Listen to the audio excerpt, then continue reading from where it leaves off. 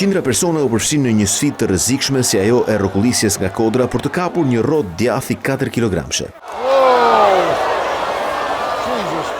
Sfida u zhvillua në kodrën Coopers Hill, në fshatin Gloucestershire, në Anglinë Perëndimore, atje ku konkurrentët u lëshuan nga një pjerësi e theksuar gati 27 gradë, duke u rrokullisur 180 metra poshtë. Për të dytin vit radhazi sfidën e fitoi youtuberi gjerman Tom Kopke, ndërsa garën finale për meshkuj e fitoi 33 vjeçari Byron Smith nga Zelanda e Re. Në këtë garë, rëndësi ka ai që bie i pari në pjesën e poshtme të kodrës, pasi kapja e djathit në rënje është e pamundur për shkak të shpejtësisë së rrokullisjes. Këtë vit u mbushën 199 vite nga nisja e dokumentuar e kësaj tradite, e filluar si një ritual pagan. Garuesit shpesh e përmbyllin me gjakosje deri thyerje kockash, por deri më sot nuk është shënuar asnjë viktimë.